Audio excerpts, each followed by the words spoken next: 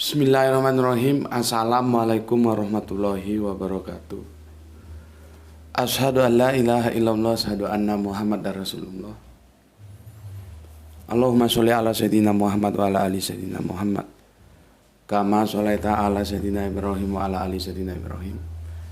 Bil alamina innaka Hamidum Majid. Sebelumnya kita panjatkan dahulu doa kepada Gusti Allah Ingkang Maha Agung untuk saudara-saudara kita yang telah memberikan sholawatnya kepada channel dakwah ini, sehingga channel dakwah ini dapat dengan setia eksis hadir dalam ruang-ruang diskusi kalian semuanya, ya. Tentu dengan sebuah harapan semoga sholawat itu menjadi catatan langit amal soleh bagi mereka dan keluarganya kelak, dan insya Allah akan terbalaskan dengan balasan yang lebih baik lagi. Berikutnya, untuk seluruh viewer terkasihku dimanapun kalian berada, aku ucapkan terima kasih atas apresiasinya, ya, di mancanegara, di dalam negeri, ya, semuanya lah ya. Semoga tetap bertumbuh, ya, yang selalu always tidak pernah never. Tetaplah bertumbuh menjadi yang anti skip dan anti download. Dan berikutnya untuk semuanya aku ucapkan terima kasih. Aku tidak bisa sebutkan satu persatu, ya, atas doa-doa baiknya, dan aku juga berdoa semoga kebaikan itu dicurahkan oleh Gusti Allah Agung kepada kalian semuanya lah ya, semuanya. Aku ucapkan matur nuwun banun, terima kasih. Dan semoga doa-doa kita menjadi bagian dari doa-doa yang diijabahi oleh Gusti Allah Ingkang Maha Agung. Amin, amin, amin ya Rabbal Alamin. Kita lanjutkan kajian kita. Seri yang ketiga. Nggak tahu ini bisa selesai nggak ya. Ini seri yang ketiga.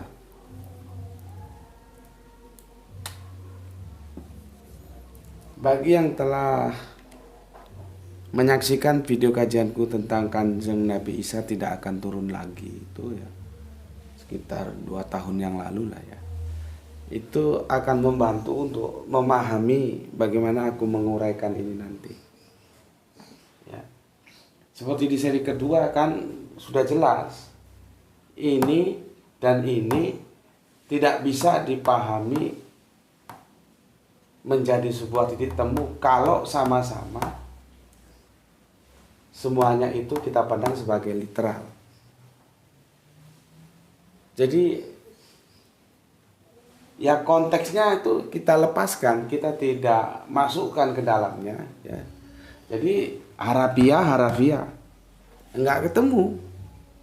Di sini bilang tidak pernah melihat atau tidak pernah dilihat, tidak bisa dilihat.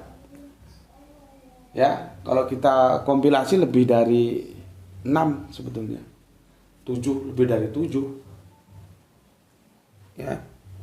Yang senada. Cuman kan ya aku kasih 7 aja lah ya. Berhadapan dengan Markus 16:19, melihat Allah. Kalau melihat Allah,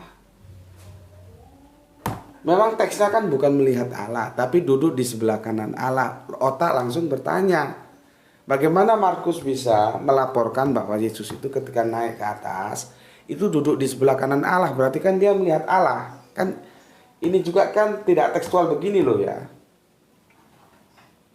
Cuman otak itu menjadi tergiring, digiring, dituntun untuk tidak puas. Dia akan menanyakan lagi, loh berarti kan berarti kan Markus melihat Allah, orang dia bisa bilang bahwa Yesus duduk di sebelah kanan Allah. Gitu loh. Ya, seperti itu bilang dia duduk di sebelah kanannya Joni, ya, berarti aku kan melihat Joni. Tanpa melihat Joni kan tidak bisa, kanan kirinya mana, gitu ya. Meskipun aku tidak bilang aku melihat Joni, tapi narasi itu membimbing kita untuk mengembangkan rasio sehingga pada suatu pemikiran aku melihat Joni. Sama seperti ini, memang melihat Allah ini tidak ada dalam narasinya. Cuma narasi itu membimbing kita untuk berpikir bahwa Markus itu melihat Allah. Gitu loh ya. Padahal di 7 ayat yang kita kompilasi, Allah tidak bisa dilihat. Maka kalau ini sama-sama dipandang literal ya, harafiah, bubar. Runtuh sebagai kitab suci. Ya. Karena ini baku bunuh.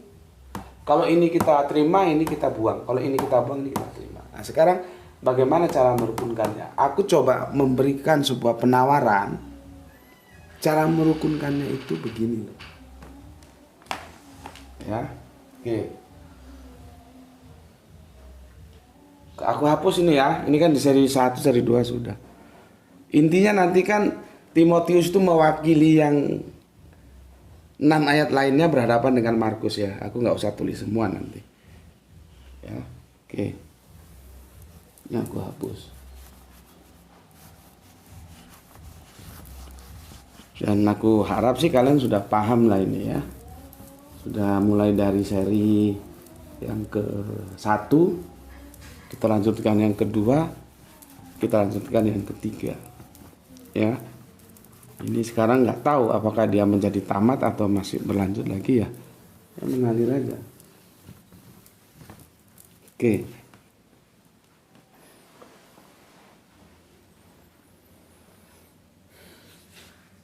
Di awal sudah aku kasih sebuah introduction ya.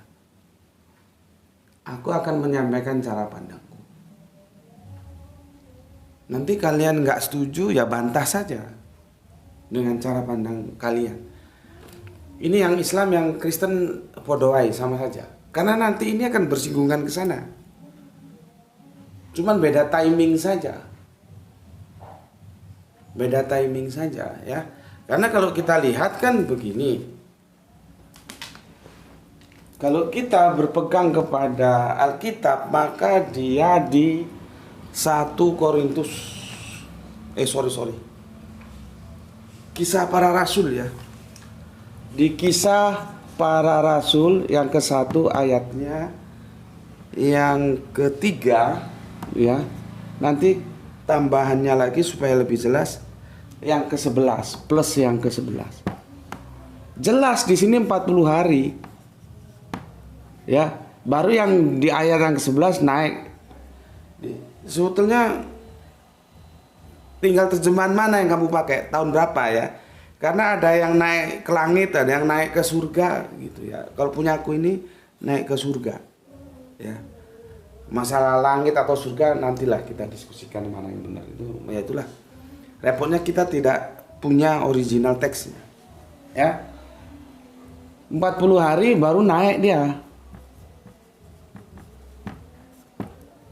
40 hari dari mana? Dari penyalipan. Naik dia, ginilah ya. Naik. Yesus disalib, eksekusi, jebret, dilihat sama Yusuf Arimatea. Karena Yusuf Arimatea yang punya otoritas. Dia salah satu dari Sanhedrin. Sanhedrin itu suaranya didengar oleh penjajah Rom. Ngajukan usul, akhirnya diizinin, diambil itu jasad, ya. Jasad dibawa ke makam, tentunya sesuai apa yang kita baca, benar kita bahas dulu, dikapani dan segala macamnya sebagaimana syariat Yahudi, dimasukkan dalam makam, bangkit 3 hari, kan gitu kan. Dari 3 hari itu dia perlu 40 hari berkeliling.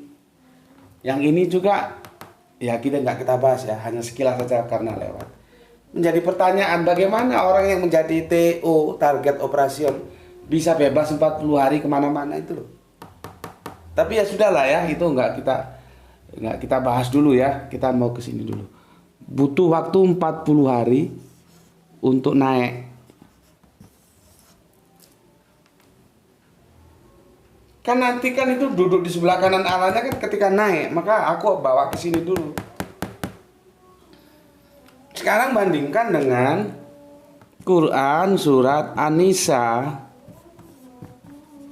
Surat yang keempat yang 157 apa 58? 58. ya. Yang di situ ada kata rafa'a. Rafa'a itu diangkat. Yang sudah aku jelaskan. Hati-hati memahami kata rafa'a, diangkat. Masalahnya ulama-ulama kita, jago-jago tafsir kita, tidak dulu berdebat ini diangkat secara harafiah atau metafora. Dan kebanyakan masuk ke harafiah, benar-benar diangkat. Sehingga geografisnya pindah dari bumi ke nggak tahu kemana itu. Karena aku juga ya, nggak pernah lihat hadisnya. Coba kamu lihat hadisnya. Diangkat kemana? Sekarang Kanjeng Nabi saya itu hidup di mana coba? Di langit, di surga, atau di mana? Yang sudah kita bantah, sudahlah ya. Nggak ada kehidupan di sana. Ya, diangkat. Seharusnya kan karena menteri diangkat oleh presiden, batu diangkat oleh kuli bangunan, sama-sama diangkat tapi kan beda. Yang batu tentu dia berubah posisi dari sini ke sana.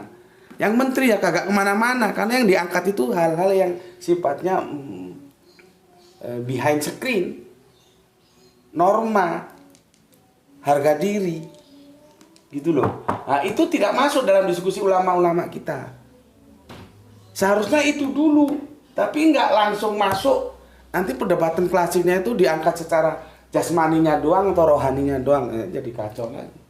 Tapi bagaimanapun ya sudahlah, ya dia angkat, naik dia, karena diangkat ya naik, naik kan, naik.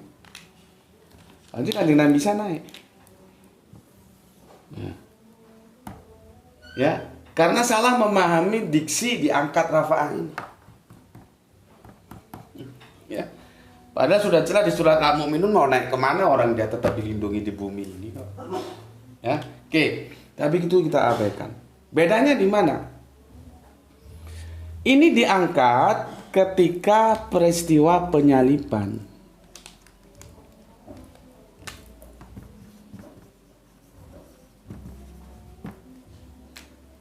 Ya, lihat ini. Ketika mengalami suibalahum, ya, diremang-remangkan, maka Kanjeng Nabi Isa atau Yesus diangkat. Dia nggak memerlukan waktu 40 hari ini. Beda dengan perspektif kekristenan. Ya, dia memerlukan waktu 40 hari baru naik. Kalau Islam pemikirannya loh ya, bukan Al-Qur'annya, karena disinilah justru perdebatanku dengan teman-teman yang mengatakan bahwa Yesus diangkat. Iya, diangkat apanya? Ya, naik juga. Intinya sama-sama naik dengan pemahaman yang mainstream loh ya. Kalau aku kan diangkat tidak begini. Yang dinaikkan itu adalah moralitasnya, harga dirinya. Ketika Yahudi bekerja sama dengan Romawi mau menjatuhkannya ke titik nol, Allah tidak mau, diangkat.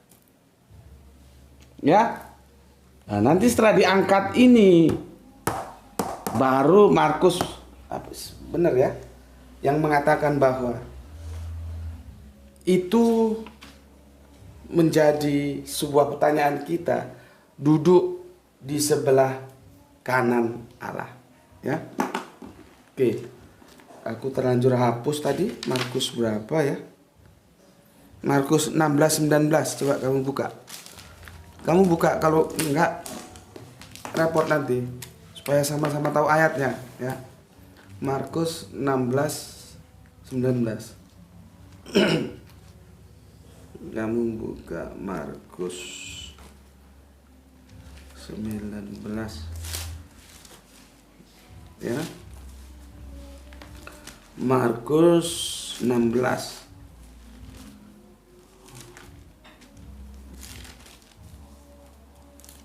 Ya, dia di bagian akhir, di atas Injil Lukas. Ya, maksudku di atas itu begini. Ya, nah di sini dia. Ya, Markus 15:16. Bukan 16. 19. Salah tulis lagi. Markus 16:19. Ya. Sesudah Tuhan Yesus berbicara demikian kepada mereka, terangkatlah ia ke sorga. Terangkat. Ya. Yang jadi masalah, ia duduk di sebelah kanan Allah.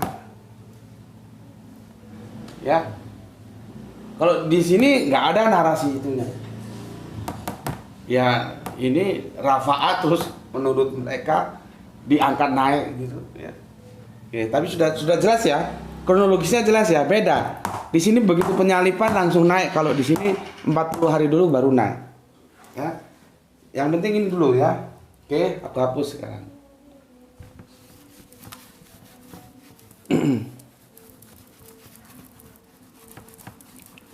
Jadi kalau gini kamu tahu petanya itu di mana nanti titik temu titik bedanya ya. Nanti turunnya juga gitu, sama-sama turun tapi turun untuk ngapain beda lagi itu. Kalau aku sih nggak turun ya nggak naik, ya nggak turun ya nggak naik. Tapi kan ya namanya pemikiran juga harus kita hormati lah, ya. Oke, kalimatnya begini. Duduk di sebelah kanan Allah, ya. Duduk, aduh, jelek banget. Bentar. Duduk di sebelah, lihat yang aku kasih tanda kutip, kanan, ya. Kanan, apa gue? Duduk di sebelah kanan Allah.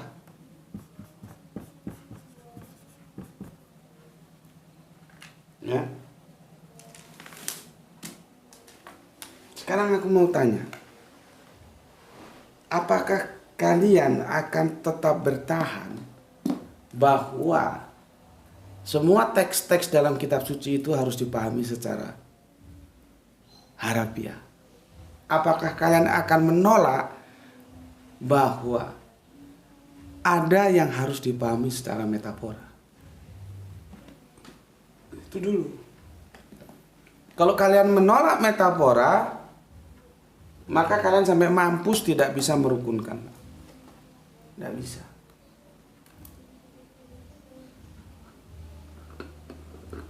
Artinya kalian harus menerima metafora itu.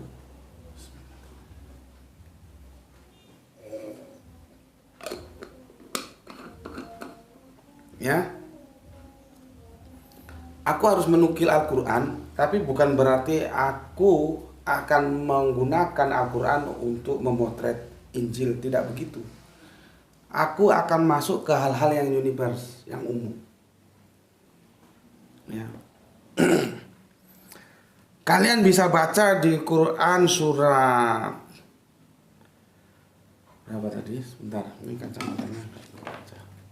Surat An-Nur, ingatku ya. Surat An-Nur ya. Surat An-Nur. Ayatnya sebentar, aku sudah. An-Nur 24:35. Yang ambilin anuku. Tabnya Bapak ambilin.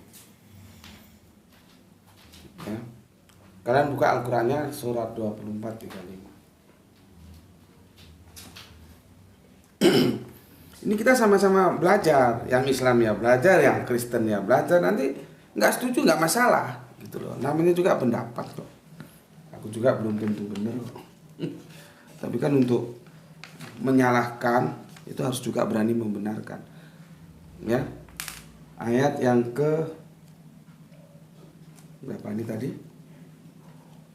An-Nur yang ke-35 ya, 35. Ini tentang apa ini? Ya. Lihat ini. Ini tentang miskat ini ya. Allah pemberi cahaya kepada langit dan bumi. Perumpamaan cahaya. Nah, lihat. Di sini dia menggunakan narasinya itu diksi masalu. Masalah itu edisi Arabian. Kalau edisi kita itu perumpamaan. Seperti Yesus juga gitu. Dia banyak mengajar dengan perumpamaan. Karena kemampuan menyerap sesuatu yang mau diajarkan itu di luar kemampuan kita, maka diajarkanlah dalam sebuah perumpamaan. Itu pentingnya perumpamaan seperti itu, seperti kemarin debat kecilku dengan teman di Facebook ya, dari teman Kristen gitu ya. Tapi setelah aku jelaskan dia bisa mengerti. Akhirnya ya sudah. Pentingnya sebuah perumpamaan. Contohnya aku kalau lihat gambar foto-foto Yesus, itu kan tidak bisa dibenarkan itu. Ada Yesus Afrika, ada Yesus Korea, ada Yesus Jepang, ada Yesus Cina, ada Yesus Asia, ada Yesus Melayu. Tapi kalau itu dibingkai dalam sebuah narasi yang di dalamnya ada diksi perumpamaan, orang bisa maklum. Karena originalnya itu Yesus itu ya Israel, dia punya genetika Israel, bukan Afrika yang hitam kelam itu, bukan Korea, Chinese atau Jepang yang sipit itu, bukan. Kita tahu Israel itu matanya seperti orang Arab, orang mereka satu semitik ya, belok-belok gitu kan. Tapi ketika itu ya dipahami sebagai perumpamaan, ya sudah, kita bisa maklum gitu loh. Aku diskusiku berat itu waktu dengan mahasiswa Institut Injili Indonesia waktu belum pecah. Sekarang kan pecah, satunya menjadi Providensia ya. Ketika itu dalam perumpamaan kita bisa menerima. Artinya bukan Yesus itu Afrika ya, bukan ya. Kalau perumpamaan itu dalam lisanul Arabian itu masalu ya. Masalu gini.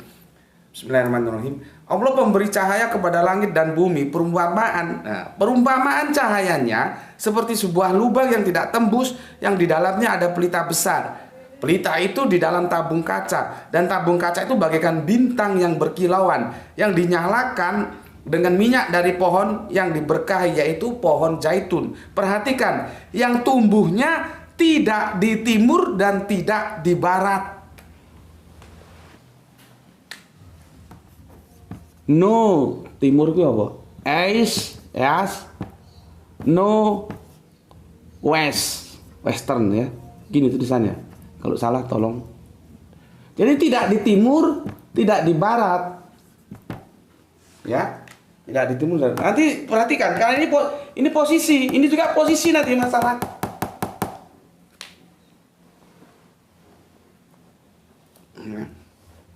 Oke. Tidak di timur dan tidak di mana tadi? Belum sudah mau setengah jam ini. Padahal tidak baca komen ini. Karena memang panjang, ceritanya panjang ini. Tetapi kalau kalian sudah lihat episode Kanjeng Nabi Isa tidak akan turun lagi, akan mudah kok memahaminya ya. Makanya yang junior tolong tonton dulu itu. Itu ada 11 seri kalau nggak salah ya. Oke, aku lanjutkan. Tidak, mana tadi? Tidak di barat dan tidak pula tumbuh tidak di timur dan tidak di barat, yang minyaknya saja hampir-hampir menerangi walaupun tidak disentuh api. Minyaknya saja itu hampir-hampir menerangi walaupun tidak disentuh api. Cahaya di atas cahaya ya. Jadi itu nurun ala nurun. Bagaimana kita mau memahami nur? Sayang aku nggak bisa nulis Arabian ya. Tapi nggak apa-apa, nanti kalau bisa nulis Arabian disangka ustadz beneran. Gini dia. Bagaimana cara memahaminya? Mana tadi? Ya. Nurun ala nur ya. Nih Gimana? Kita mau memahaminya itu gimana? Cahaya di atas cahaya itu gimana coba? Maka itu digunakanlah di awalnya itu masalu, perumpamaan. Saking hebatnya ya, itu cahaya, itu nur. Maka nurun ala nur. Cahaya di atas cahaya. Kalau dalam teman-teman Kristen kita yang paling ngetop kan istilah King of the King. Ya, ada the name of the name. Nama di atas segala nama. Nanti kalau teman Yahudi ketemu teman Kristen nggak ketemu itu. Bagi teman-teman Yahudi, nama di atas segala nama itu ya YHWH itu. Nanti teman-teman Kristen ya Yesus, yang nggak ketemu. Nah, nanti ada sebuah titik damai, tapi apakah itu benar? Kan perlu diuji. Apakah Yesus itu YHWH supaya nggak rame. Ya. Oke, nurun ala nur, ya. Nurun ala nur, ya. Cahaya, ya. Di atas cahaya. Allah memberi petunjuk kepada cahayanya, ya. Bagi orang yang Dia kehendaki, dan Allah membuat perumpamaan, ya. Perumpamaan, ya. Bagi manusia. Dan Allah Maha mengetahui segala sesuatu. Ya, segala sesuatu, ya, segala sesuatu, ya. Di sini menjadi kita harus paham, mau menitik beratkan, tidak di timur, tidak di barat. Ini tidak di timur, tidak di barat, apa tidak di barat? Ya, tidak di timur dulu. Tidak di timur, tidak di barat. Terus kerangka berpikirmu mata angin barat, mata angin timur gitu. Ini tidak. Maka begini, kalau kita sholat tidak, Allahu Akbar, kan kalau pakai ya terserah. Ini kalau aku kan pakai yang Allahu Akbar kabiro kan, bukan yang Allahumma ba'id. Ada juga Allahumma ba'id, tinggal mau pakai yang mana. Kalau yang Allahu Akbar kabiro itu kan nanti kan ini wajah tu wajah iya. Wajah itu apa? Terus raimu ini mbok storno, kamu store muka ke Allah gitu. Kan jadi kacau. Artinya itu adalah cara pandangmu itu menurut cara pandang yang sudah diatur oleh Allah. Itu loh sholat. Kalau kita sholat dan kita memahami artinya meskipun secara global nggak harus berkata, ya kita nggak berani macam-macam. Makanya sholat itu mencegah perbuatan keji dan mungkar. Kalau kita tahu artinya, lalu nggak ngerti artinya, lah goblok. Sholat terus korupsi, nyolong terus, jadi kacau.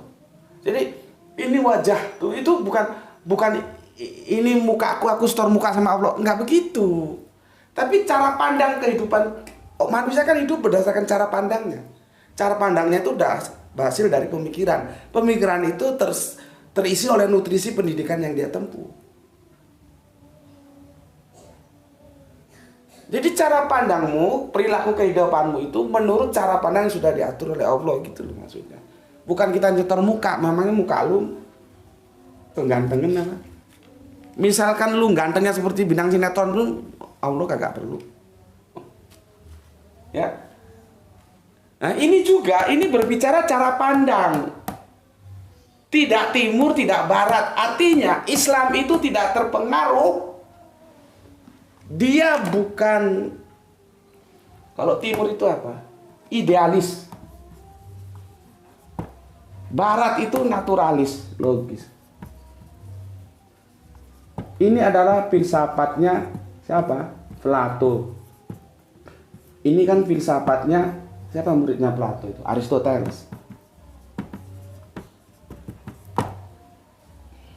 Islam itu nih cahaya di atas cahaya. Dia tidak terpengaruh oleh barat dan timur. Makanya dikatakan tidak di barat, tidak di timur. Kalau pemikiranmu itu geografis, ya goblok kowe.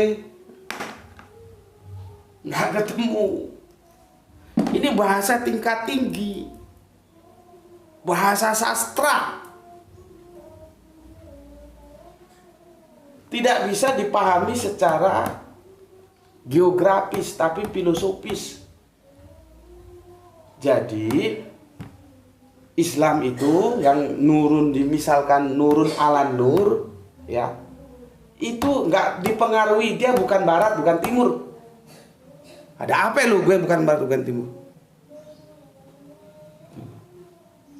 Ya, seperti ini. Ini bahasa sastra, misalnya. Nah, kalau ini sudah kamu paham, sekarang aku ngajak berpikir apa yang disampaikan oleh Pak Markus. Ini.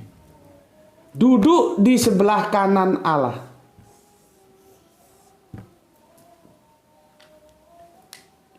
Ini tadi berarti tentang surat apa gue?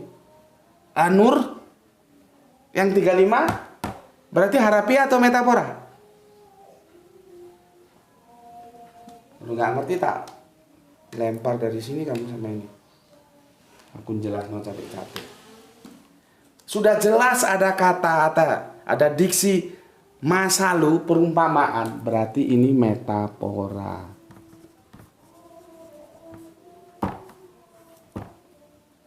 Sama dengan ini, metafora atau harafiah?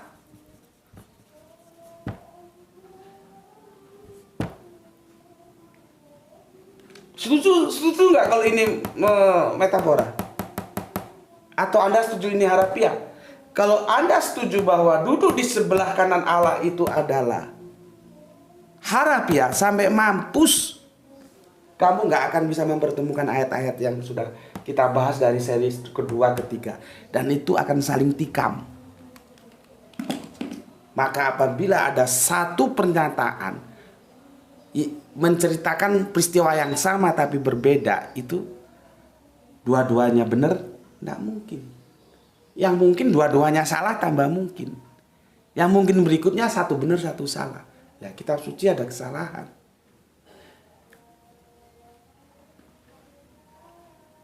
Coba pikir dulu. Aku tanya dulu. Ini kalau ada pendeta-pendeta, ada teman-teman dari LAI, enak ini kita ngobrol bareng. Kita diskusi ini loh ya, bukan karena nanti ini konsekuensinya berat ini. Bener. Sekarang ini masih sepele. Tapi konsekuensi ini kita pilih bahwa ini pemahamannya metafora atau harafiah berat. Keberatan yang pertama sudah aku katakan. Kalau kamu memilih bahwa Markus menggunakan narasi duduk di sebelah kanan itu harafiah, kamu pahami secara tekstual, maka kamu tidak akan pernah bisa merukunkan dengan 7 ayat yang mengatakan bahwa Allah tidak pernah dilihat. Tidak pernah bisa. Kamu mau sekolah Alkitab sampai doktor, profesor, panggil itu pakar-pakar perjanjian lama, perjanjian baru, tidak bisa. Maka salah satu solusinya, dia harus dipahami secara metafora. Masalahnya kalian setuju nggak kalau duduk di sebelah kanan Allah itu metafora? Gitu loh. Sebetulnya kalau kita tidak terdogma, memahami ini itu mudah. Mudah sekali. Karena tidak nothing tulus, tidak ada beban. Ya, kita pahami ini secara metafora. Karena dari apanya saja itu sudah nampak loh. Sudah apa? Dari susunan-susunan narasinya aja sudah nampak. Itu kan kalau kita tarik ke atas yang sering menjadi perdebatan teman-teman. Masalahnya teman-teman Kristen itu selalu tidak memberikan penjelasan itu harafiah atau metafora. Teman-teman Islam mempertanyakannya terus. Kan begini, coba kita lihat ayat yang ke-17 ya. Ini sering jadi perdebatan ini, ya. Tanda-tanda ini akan menyertai orang-orang yang percaya. Tanda-tanda ini ya. Apa tanda-tandanya? Kita lihat berikutnya. Mereka akan mengusir setan-setan demi namaku. Tanda pertama. sebagai orang percaya. Mereka akan berbicara dalam bahasa-bahasa yang baru bagi mereka. Nah, nanti terus ada istilah bahasa roh, ngeroh. Dan ini di internal teman-teman Kristen juga menjadi perdebatan sengit. Karena bagi mereka yang menggunakan tolok ukur fungsi bahasa itu apa? Kan alat komunikasi. Lah kalau pakai bahasa kita tidak tahu terus apa gunanya? Jika apa si raba-raba apa artinya? Tapi itu sudahlah ya. Itu kita biarin saja, itu urusan internal saudara Kristen kita, ya. Biar mereka selesaikan, ya. Terus yang sering digunakan yang ke-18. Mereka akan memegang ular dan sekalipun mereka minum racun maut, mereka tidak akan mendapat celaka. Mereka akan meletakkan tangannya atas orang sakit dan orang-orang itu akan sembuh. Aku kan sudah ngomong, ya. Kalau memang ini harus dipahami secara harafiah dan ini harus bisa dibuktikan karena ini orang percaya, panggil yang paling percaya. Panggil, jangan yang setengah percaya, yang paling percaya panggil. Berapa orang? 100 orang, 1000 orang panggil semua.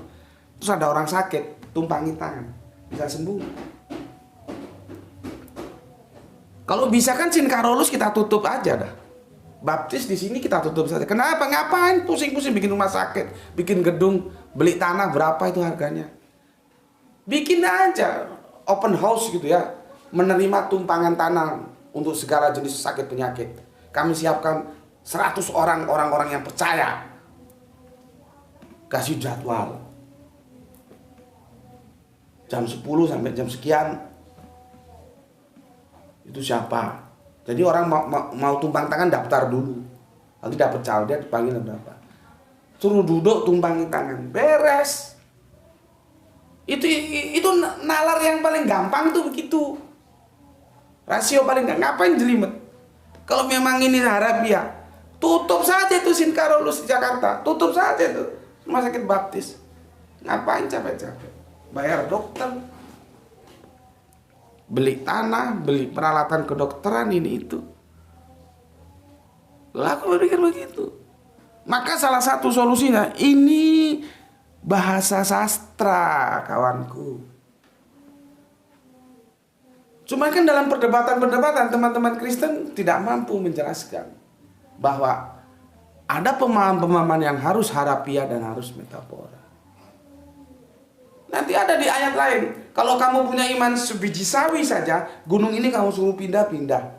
Yesus pernah bilang begitu di surat Matius. Terus saya punya iman. Jangankan kamu, seluruh dunia yang mengaku beriman sama Yesus, suruh mindahin, jangankan gunung. Mindahin buku ini aja pakai iman bisa nggak? Mindahin ini loh, ini nampak. Mindahin ini pakai iman bisa nggak? Mampus nggak bisa. Jadi bukan yang salah Yesus, tapi ketika jemaat memahami pesan Yesus itu yang salah. Yesus kan bilang, kalau kamu punya iman biji sesawi saya, biji sesawi itu maksudnya iman kecil saja, sedikit. Gunung ini kamu suruh pindah-pindah dia. Itu jangan kamu pahami terus. Benar-benar jangankan gunung. Kamu mindah buku itu. Ada ya sekarang kita buktikan. Kamu ngaku paling beriman lah, sudah. Jangankan sebiji sesawi, sebiji kelapa wis imanmu. Pindah ya buku ini. Ini apa nih? Dogma Kristen ya. Ini dogma Kristen nih. Ya berikut ini polemik kitab suci ini. Pindah dengan iman bisa nggak? Sampai matahari berputar-putar nggak akan pernah bisa. Ya. Jadi begitu juga. Ini kan dalam satu perikop ini. Perikopnya adalah Yesus beberapa kali menampakkan diri dan mengutus muridnya. Yesus terangkat ke sorga. Itu perikopnya. Jadi ayat-ayat yang satu perikop itu jangan dipandang terputus. Maka kalau dimulai dari ayat ke-17 itu adalah ayat-ayat yang metafora. Sampai berikutnya ke-19. Ya, duduk di sebelah kanan Allah. Metafora.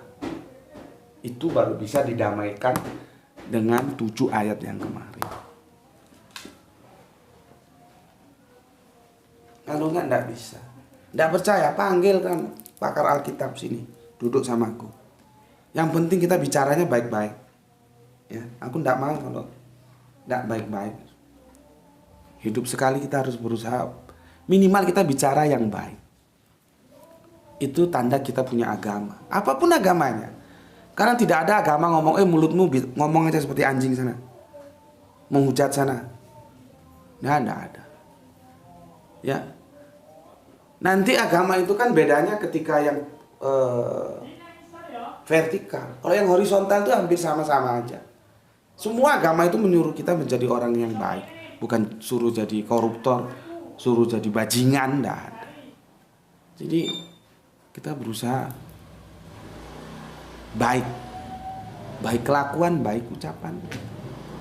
Enggak apa-apa, misalkan aku itu orangnya terbuka. Ya. Ketika aku mengkritik ayat-ayat terjemahan dari Al-Quran, aku juga kan ngomong gitu. Aku kan kemarin diadu sama ulama dari Arab. Videonya dikirimkan ke aku. Aku bilang, kalau kamu nggak terima, panggilan saja orang Arabnya ketemukan aku.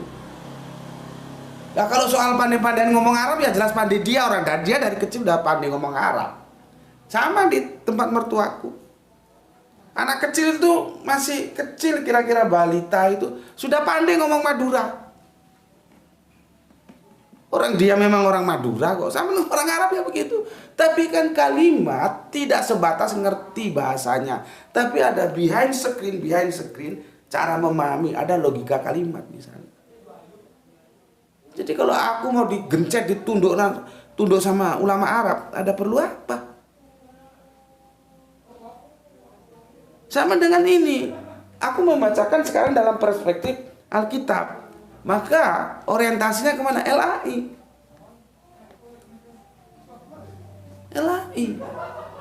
Kan sama-sama, ini terjemahan. Terjemahan kitab suci. Sama dengan di Al-Quran. Yang bermasalahkan kan terjemahannya. Jadi sebetulnya ya, kalau kalian semua paham ya, kalian bisa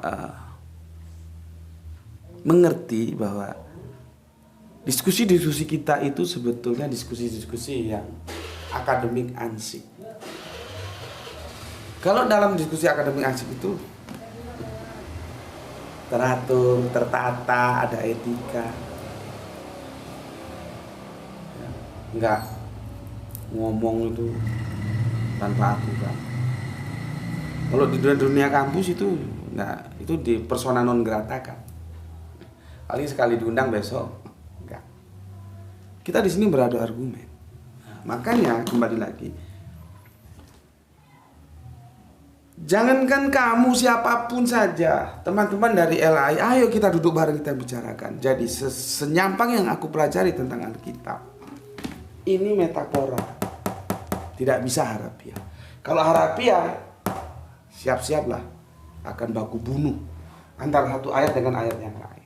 Karena yang satu bilang Allah tidak bisa dilihat, yang satu bilang bisa dilihat. Yang pertama. Yang kedua, susunan narasinya mengarah ke sana. Makanya ada pendeta apa pastor di Amerika yang di video itu ada khotbah nari-nari bawa ular. Ya modar gue digigit ular.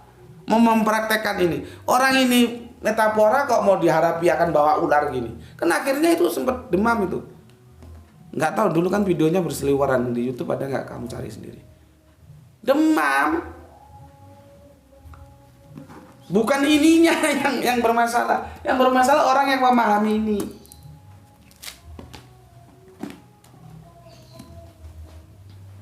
Ya, jadi tidak bisa. Ini sudah 44 mau ke 45 ya. Ternyata nggak selesai juga. Insya Allah kita selesaikan besok ya. Tapi setidaknya besok aku akan bahas tentang kreasi.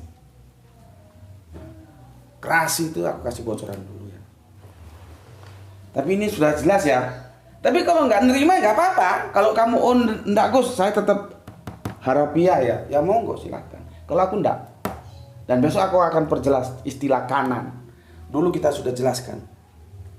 Ada berapa bulan yang lalu ya? Karena dalam politik juga ada istilah kanan, istilah kanan, istilah kiri itu ada dalam politik. Makanya nanti disebut orang kanan, orang kiri. Gitu. Ya, oke. Sekali lagi, aku memutuskan ini adalah metafora. Memang konsekuensinya berat. Cuman kan aku bilang, aku tidak pernah memaksakan, aku hanya memaparkan ini loh. Kamu setuju monggo, nggak setuju juga monggo. Kamu mau sanggah monggo. Ya, jadi kita di sini itu sama-sama belajar. Ya, ini metafora. Ya, nah, besok aku akan menjelaskan kreasi. Kreasi ini ada dua. Ada teokrasi, ada demokrasi. Ada theos, ada demos. Ada kreasi. Kalau dia berpijak pada hukum Allah maka dia menjadi teokrasi. Kalau hukum humanis maka menjadi demokrasi. Ya, supaya apa? Supaya kamu tahu nanti itu terkait dengan peristiwa ini. Ya, dengan peristiwa ini. Oke, sampai sini dulu. Ya, semoga bisa kita lanjut. Ternyata nggak tamat juga. Oke ya. Untuk teman-teman saudaraku yang Islam, ya, aku pesankan, ya, jaga Allah, jaga kanjeng Nabi, jaga Al-Quran, jaga Islam jadi bingkai imanmu. Tetapi tetaplah memberi hormat kepada saudara-saudara kita, ya, yang memilih jalan lain. Mereka adalah saudara kita. Ya. Berikutnya, semoga kita semua mendapatkan barokah, ya, barokah rezeki, barokah umur, sehingga kita bisa melanjutkan kajian-kajian kita sebagaimana waktu-waktu yang lalu. Masalah komennya mungkin kita fokuskan besok ya. Besok nanti tak pilih, tak jadikan satu, tak baca gitu ya. Ini kita tanpa baca komen aja sudah 47 menit. Kalau ada komen tadi mungkin mendekati 1 jam biasanya. Ya, jadi trial error, jangan kaku-kaku amat lah ya. Aku coba mengakomodir semua keinginan kalian. Tapi kan tidak mungkin semuanya bisa, harus ada win-win solution. Ya. Oke, sampai di sini dulu. Bismillahirrahmanirrahim. Alhamdulillahirabbil alamin.